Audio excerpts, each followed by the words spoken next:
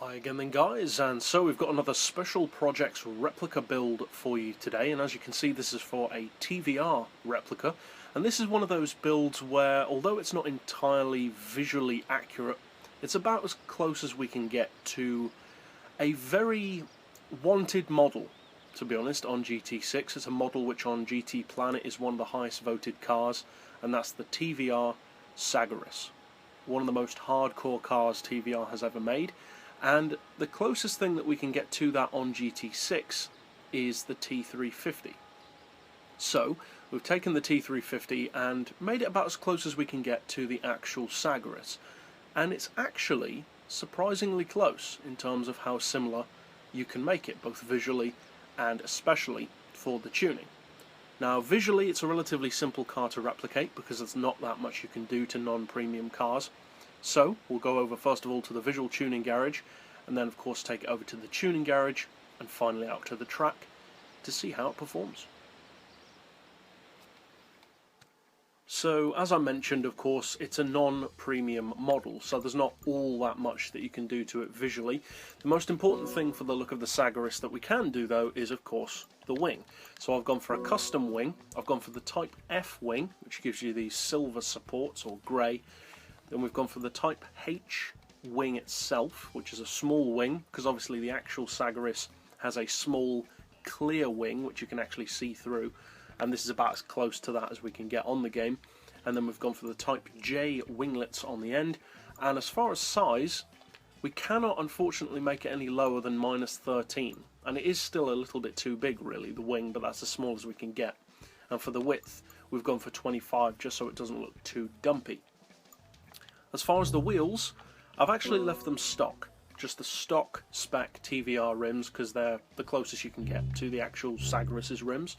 And as far as the colour, obviously the rims can't be painted because they're stock, but for the colour of the body and also for the colour of the wing, obviously this kind of replica can be done in any colour, but if you do want the particular red that I'm using, which is called Diamond Red, which is right at the bottom of the metallic colours, and it has a very nice tinge to it, almost like a red copper kind of look to it.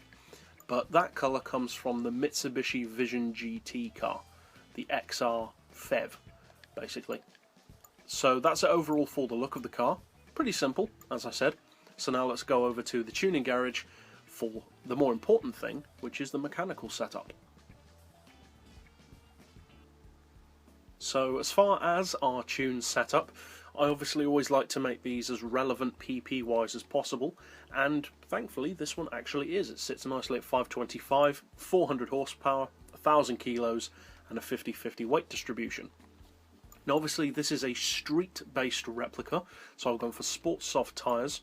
I've left the brakes standard just to make it feel more like the real thing, because of course the Sagaris, although fast, is not a race car, so you don't want to make it feel too good. As far as the suspension, we've got the ride height on 65. You could put it a little bit lower, but you don't really want to make it look slammed. Springs, we've just rounded up a little to 725 and 8. The dampers to 4, anti-roll to 3. We've got a tiny bit of camber, mostly for the look of the car. Neutral toe. As far as the gearbox, very simple. I've just left it stock, because the Sagaris has a 6-speed, from what I can ascertain. But apart from that difference, it actually has exactly the same gear ratios as the T350, which is handy. It means you don't have to do very much. I've left the clutch and prop shaft stock, again because it's a street car. As far as the diff, we've got a little bit of initial torque to help to keep the handling relatively under control, high acceleration to help the turn in, low braking to stop the car from swerving violently under braking. As far as the power, we do have an oil change. We've gone for the Stage 3 engine tune and the exhaust manifold, along with intake tuning, and then reduced it down to 400 horsepower.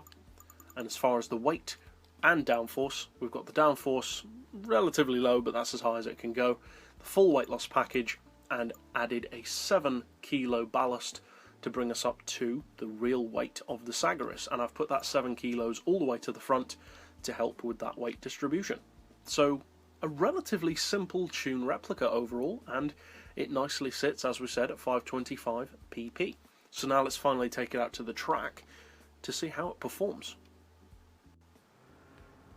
So I had kind of a reserved hope that this car would obviously feel like a Sagaris, because most Gran Turismo players don't have much of a point of reference for the Sagaris because it's never been on the game.